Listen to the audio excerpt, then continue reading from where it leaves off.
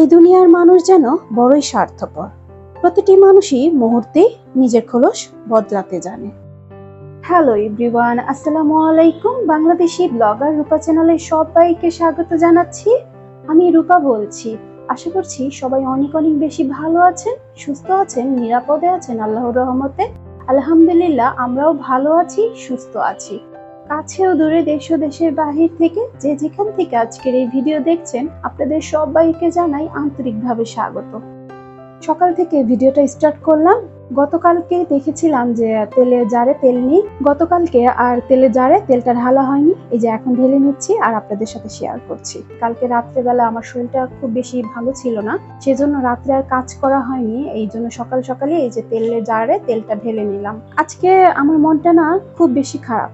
কেন খারাপ জানি না, মাঝে মধ্যেই না আমার মনটা খুব বেশি খারাপ হয়ে যায়। তো আমি কিন্তু অফ ক্যামেরাতে রুটিটা বেলে নিয়েছি, তো রুটিটা ভেজে নিব। আজকে আমি সকালে ভাবলাম হালুয়া রান্না করব। তো হালুয়া রান্না করার জন্য এখানে আমি প্যানের মধ্যে দিয়ে দিয়েছি তেল, আর হচ্ছে গিয়ে এখানে আস্ত মশলা দিয়ে দিলাম। আমি কিন্তু এই যে এখানে সুজিটা তেলের মধ্যে ভেজে নিব আর আপনাদের সাথে শেয়ার করব পারফেক্ট একটা হালুয়া রেসিপি। আমার কাছে মনে হয় কি, এইভাবে হালুয়াটা রান্না করলে খুব বেশি মজা হয়। আর এই যে আমি তেলের মধ্যে এখন সুন্দরভাবে ভেজে নিচ্ছি। আমি সুজিটা ততক্ষণ ভাজবো যতক্ষণ না পর্যন্ত সুজিটা লাল হয়। আর এই সুজিটা কিন্তু খুব ধীরে সুস্থে ভাজতে হবে, খুব বেশি জালে কিন্তু ভাজা যাবে না। আমি জানি আমার অনেক আপুরাই খুব সুন্দর করে হালুয়া রান্না করতে জানে, কিন্তু যে আপুরা জানে না, নতুন গৃহিণী বা এখনো রান্নার তেমন আইডিয়া নেই, তাদের জন্য কিন্তু আজকে আমার এই রেসিপিটা। তো এখানে আমি খুব সুন্দরভাবে কিন্তু হালুয়াটার জন্য কিন্তু সুজিটা একদম লাল হওয়া পর্যন্ত ভেজে নিলাম।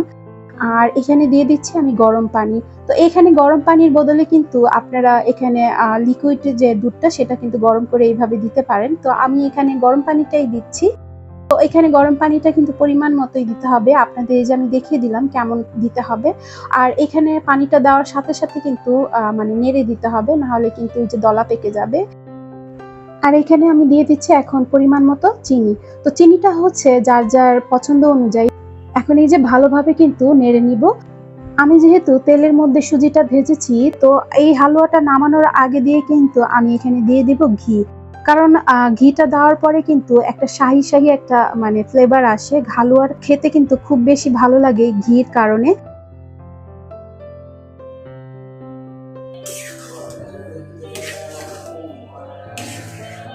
খুব বেশি কিন্তু সময় লাগেনি, হালুয়াটা কিন্তু রান্না হয়ে গিয়েছে। তো এখন আমি এর মধ্যে দিয়ে দিচ্ছি কাজু বাদাম আর কিশমিশ।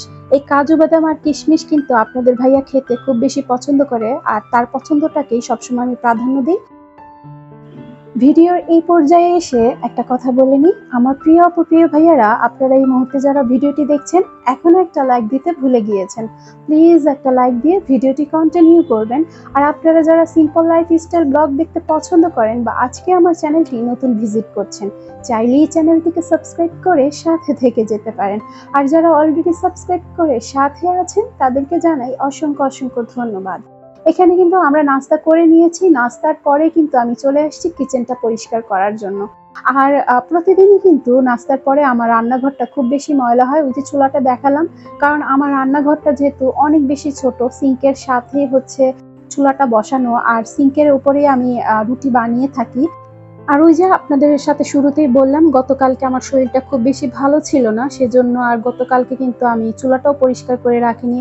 আর সকালেও দেখা গিয়েছে যে রুটি বানানোর পর আটার গুঁড়ি টুড়ি পড়েছে, তো সব মিলিয়ে কিন্তু চুলাটা খুব বেশি ময়লা হয়েছিল। তো সেজন্যই ভাবলাম যে চুলাটা একটু পরিষ্কার করে নিই, আর সাথে আপনাদের সাথে শেয়ার করা যাক। যেইভাবে সেই কাজ, এই যে আমি পরিষ্কার করছি আর আপনাদের সাথে শেয়ার করছি। ঘরে কিন্তু অনেক কাজ করতে হয় আমার একা হাতে। এই যে কিচেনটা পরিষ্কার করে চলে যাব বেডরুমে, বেডরুমটা পরিষ্কার করে নিব। তারপর হচ্ছে যে আদার্স যে কাজগুলো আছে সেগুলো আবার করে নিব, করে কিন্তু দুপুরে রান্নায় চলে আসতে হবে। তো প্রতিদিন কিন্তু এইভাবেই একটার পর একটা কাজ কিন্তু চলতেই থাকে। তো প্রতিদিনই এইভাবে আমার সময়গুলো পার হয়। শুধু আমার না, প্রতিটা গৃহিণীরই এইভাবেই কিন্তু প্রত্যেকটা কাজই একা হাতেই করতে হয়। যাদের কাজের লোক আছে তো আছে, আর যাদের নেই তো নেই, তাদের কিন্তু একা হাতেই সব কাজ করতে হয়। এখানে কিন্তু আমি সিঙ্কটাও পরিষ্কার করে নিলাম, আর আমি কিন্তু অফ ক্যামেরাতেই থালা বাটিও কিন্তু ধুয়ে নিয়েছি। সেটা কিন্তু আর আপনাদের সাথে শেয়ার করা হলো না। আমি যদি অত কাজ দেখাতে যাই ভিডিওটা কিন্তু অনেক বেশি লম্বা হয়ে যাবে, সেজন্য কিন্তু আর শেয়ার করা হলো না। আর এই যে এখন আপনাদের সাথে শেয়ার করছি যে আমি কি কি মানে কাজ করলাম। খাওয়ার পরে কিন্তু এই যে থালা বাটি প্লেট মগ এগুলো সবকিছু কিন্তু আমি এই যে ওয়াশ করে ফেলেছি, তো সেগুলো কিন্তু শেয়ার করছি। এখানে কিন্তু আমার ছোট্ট রান্নাঘরটা সবসময় ক্লিন করেই রাখতে হয়, না হলে কিন্তু দেখতে খুব বাজে দেখায়, যেহেতু রান্নাঘরটা অনেক বেশি ছোট।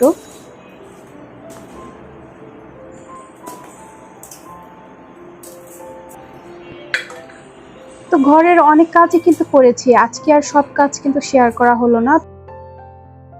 এখানে আমি মাছের মশলা কিভাবে তৈরি করি সেটা কিন্তু এই যে আপনাদের সাথে আজকে শেয়ার করব। তো মাছের মশলার জন্য কিন্তু এখানে আমি আদা রসুন প্রথমত নিয়ে নিয়েছি, তো আদা রসুনটা কুটে নিচ্ছি, আর এই যে আপনাদের সাথে শেয়ার করছি সেটাও কিন্তু কেটে ছিটে। আহা, আমার মনে হয় মাঝে মধ্যে আমি যদি এইভাবে কেটে ছেটে আমার জীবনের দুঃখগুলো আমি ফেলে দিতে পারতাম তাহলে কতই না ভালো হতো। একটা কথা কি জানেন, আমি না মানুষ চিনতে পারি না, আমি কিন্তু মানুষের রং বদলানো দেখেছি। মানুষ চেনার সাধ্য আমার নেই। যতবারই মানুষ চিনতে যাই আমি ততবারই কেন যেন বিশ্বাস করে ঠকে যাই। যাই হোক, এখানে আমি মাছের মশলাটা কিভাবে তৈরি করি সেটাই কিন্তু এই যে আপনাদের সাথে শেয়ার করছি। এখানে আমি নিয়ে নিয়েছি পুরো মাসের জন্য আদা রসুন, জিরা, তেজপাতা আর হচ্ছে কালো গোলমরিচ।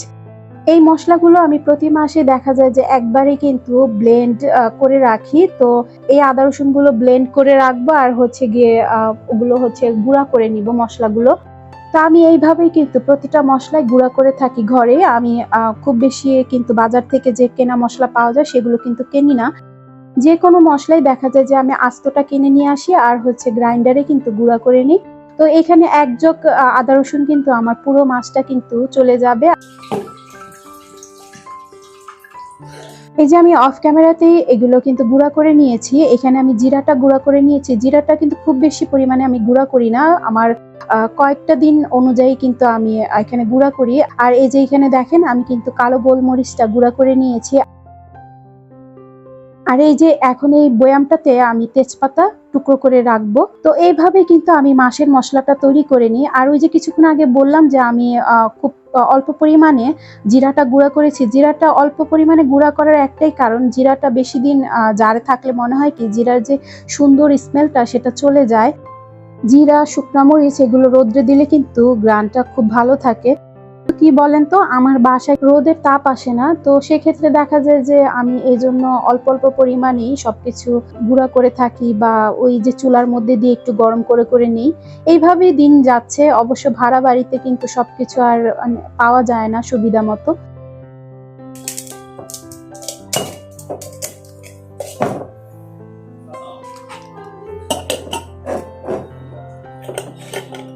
কথা বলতে বলতে এখানে কিন্তু আমি আদা রসুনটাও ব্লেন্ড করে নিয়েছি অফ ক্যামেরাতেই। আর এই যে আদা রসুনটা কিন্তু এখন আমি একটা বক্সে ঢেলে নিব, আর এই বক্সের থেকে অন্য আরো একটা বক্সে রেখে দিব।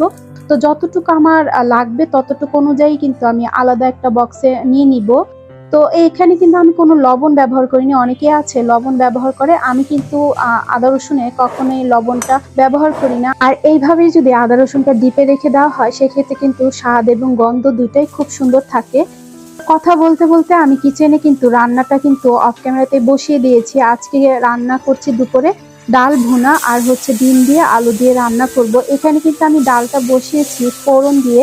তো আমি ডালটা কিন্তু হাতে মেখে কখনো খাই না, আমার ওইভাবে ডাল খেতে ভালো লাগে না। ফোড়ন দিয়ে ডাল খেতে আমার ভীষণ ভালো লাগে। আর এই যে এখানে আমি ফোড়নে দিয়েছি হচ্ছে পেঁয়াজ কুচি, রসুন বেশি করে কুচি দিয়েছি, আর হচ্ছে গিয়ে এখানে দিয়েছি শুকনা মরিচে। আর এভাবে ডালটা খেলে কিন্তু খুব বেশি ভালো লাগে। অবশ্য যে যেভাবে খেতে পছন্দ করে। আর একটু স্বাদের জন্য কিন্তু আমি এখানে কাঁচামরিচটাও দিয়ে দিয়েছি।